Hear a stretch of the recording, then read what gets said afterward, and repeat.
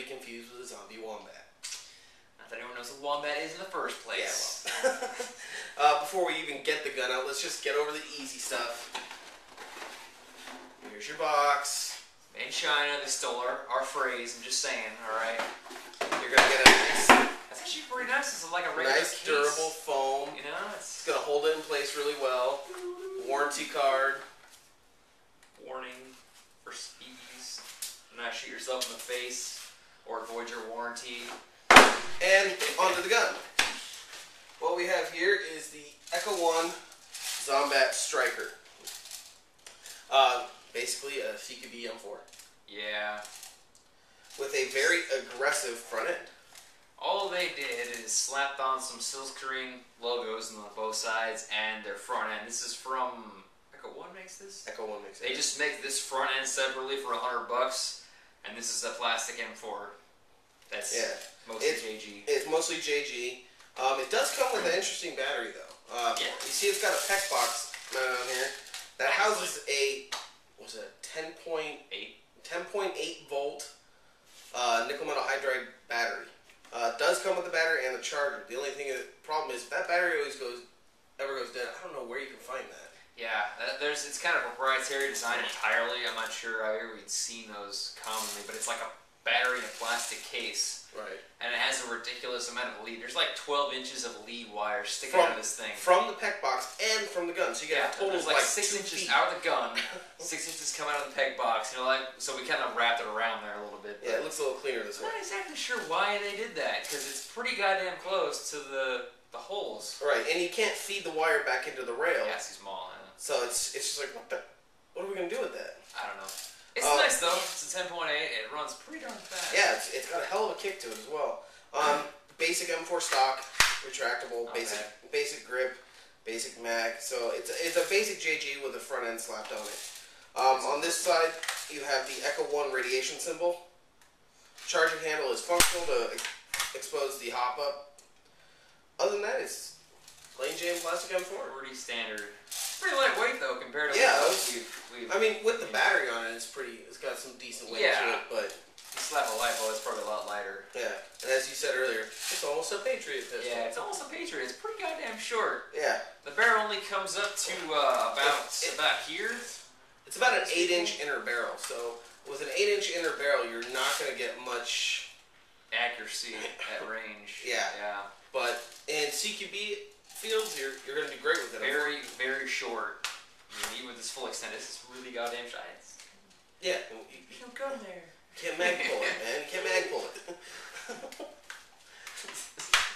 Overall, pretty nice though. I mean, it's still a pretty good internals. Still JG internals. Right. It's got some pretty durable gears inside. The motor's decent. Comes with 2 high cap magazines. Yeah, which was nice. Nice bonus. Yeah. So it does come with 2.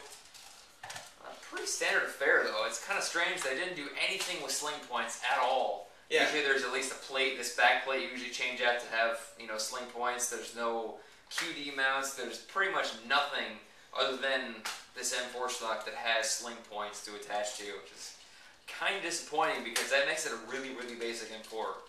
Right. Now you can, like you said, you can add sling points to the buffer tube. Magpul even makes it mounts on a rail, but who wants to put a sling point there? No. It's just a bad The RSA would not work that well in the front and in the back. But overall, it's like, okay, I guess I forgot something with this guy. Yeah, they did really good with this. I mean, it's full metal on this, so you get your weight this is full metal, all this front end, and it's actually pretty well balanced without this by itself. But unfortunately, none of this actually matches. They kind of forgot to make a upper that actually matches. So all 3 of these rail segments are different. Yeah, you can when you look down the rail, you see it jump up, you see it jump back down. Yeah, it's pretty bad. Yeah, I don't know what they were thinking. And generally speaking, you can buy this front end, just this rail here and this front end here for about $100. Right. They sell it in 2 lengths. They sell it in a carbine length and in the CQB length. Carbine is just this times 2. Yeah. Not a big deal. You get a little bit more rail on the carbine version. Yeah, standard rail length. But unfortunately, overall, I don't know if that gun's really worth it because it comes in at about $225. Yeah, it's a bit expensive for a basic M4. A basic M4 and some silk screening on it. Yeah, that's like an etched or anything. Is a plastic M4. Yeah. Had it been a metal M4, it might be a little more worth it. Maybe. Had a functioning charging handle that locked in place. You know, other features that you see on other Echo 1s. Yeah. Basic M4, plastic body, nothing fancy, no etching. It's just this and this front end, and well, it comes with a battery, which is pretty nice. Yeah, the battery is nice. And technically speaking, it does handle this battery, which is a good step in on itself. It shot pretty fast when we first tested it, and the extra mag, but that's like $10-15 for magazines. Yeah, so between the battery and the extra mag, you maybe have $50 there in value. Yeah. So. But unless you really like this front end, in which case it's a good deal if you really like this front end and you intend to do other modifications to it. Right. Then obviously you're getting your money's worth because this front end is $100. You can probably find it cheaper used or something like that. Yeah, something like that. But the other thing is, I mean, you got to remember this also doesn't come from a real still atmosphere. This is totally airsoft. Total fantasy, yes. It's got a breacher kind of front end to it. It's pretty nice looking. You know, it's very aggressive looking. It's actually pretty similar to the older designs, the Sawfish. There was a mod for the MP5 that added a full rail and an aggressive front end like this to it. So it's a nice little step up to M4. And the thing is, they say it's a Zombat, which the true Zombat comes from the word zombie and combat. So it's a zombie combat rifle. The problem is, in a zombie atmosphere, you do not want to be using one of these to punch through a zombie head. Oh, come on. I can. Well, you can, but it's probably counterintuitive. You know? No, it works bad when they're dead, you know, or some crap. I don't know. Usually you use a front end like this for door breaching or breaching there because you set this up against a wall. There's a nice little notch here, though, on the bottom, which he was saying this might be good to set on top of walls to get a good stabilization on it, yeah. But other than that, it's just another M4. Now we're gonna get it in range, show you what it can do with rate of fire, what it can do with FPS. I was really impressed with it in our early test trials with it, but let's see what we can get it to do for you.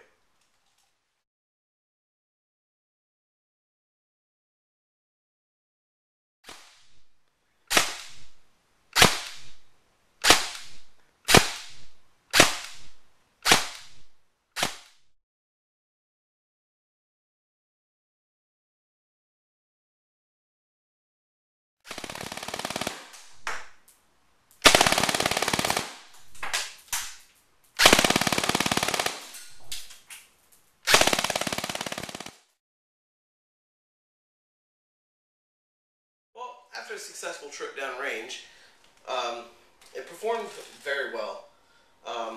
Highest balls per second was what, 20? 20. And right around 385, 390 for FPS. Yeah, pretty standard for JG though, I think. The 20 obviously due to this 10.8, but it was running fine. We're not entirely sure on the durability aspect of that because we haven't cracked the gearbox open or anything fancy like that, but it is included, so if it breaks because of it, then you just return it. Right, now I did also test it on our 7.4 LiPo earlier, and it was running around 16 rounds a second, so... Those are a little low. Yeah, but the LiPo hasn't been charged in a while, and... It was more like 14. It was more like 14 versus... It was slightly less than the typical 16 you get out of JG motor, so they might have downgraded, they might have done something else with it. Right. Change the wiring out. Overall, it's an interesting gun. For those of you that are looking to build something and you want something that's already got that aggressive front end, you're set to go because you can go nuts with the back end of the gun. Pretty good deal. It's a decent gearbox, internals, all that. Stock's pretty decent. If you want to keep that, the front end is a good deal if that's what you're after. But you say $225, or you can buy a JG for like $150.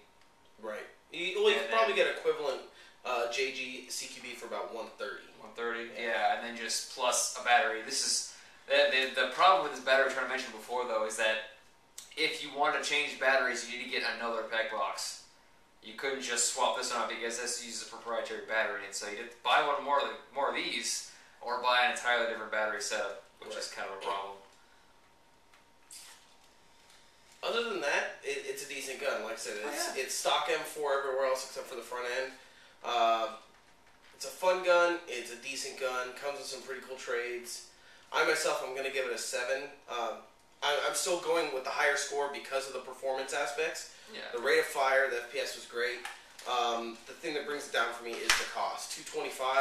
But again, if you look at what's coming in the total package, you're getting the $100 rail system, the $50+ battery and PEC box, 2 mags. So you're getting a decent deal, but still $225 for a plastic-bodied M4. Yeah, you're talking basically a silk screen, not even etched or anything, just silk screened logos. They could have milled it in sides. the plastic. They could have done a lot of things with it, but I would say that, yeah, so you are talking about an M4 with this front end, so you better like this front end to want this gun, otherwise it's a huge waste of money, because you're really not getting your worth if you just, unless you're after this front end in particular. Right. So yeah, I give it a 7 too, because it is a performer, it does work well out of the box. I wouldn't consider it amazing. It's definitely worthwhile in terms of, performance if you were going to upgrade later. Uses pretty standard turtles, but the only selling point is that, and that's it. Nothing else. No metal body, no nice stock, no different grips. Exactly. Cheesy body. I don't know. I just we were even saying it would have been nice if they would have included a folding PDW style. Yeah, PDW style that would have been fun. Just fold it over, be super compact. This is really tiny. Right. It's an extremely tiny gun. Because it's only CQB length, obviously, but...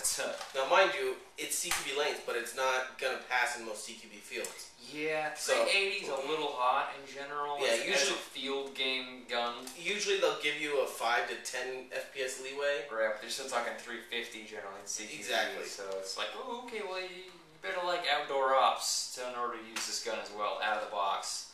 Or just downgrade and... Yep, cut a spring or... yeah, cut the spring down, get a higher rate of fire. Yeah, there you go. Get it to 25 or so. But for this review, I'm Dean. I'm Cyphre. Remember, play hard, play safe, and airsoft is not a crime. Exactly.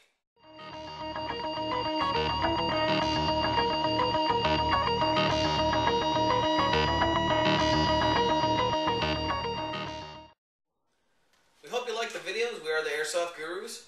Remember to go ahead and click subscribe up in that corner. Don't forget to like right there. Yeah, where Cypher's pointing.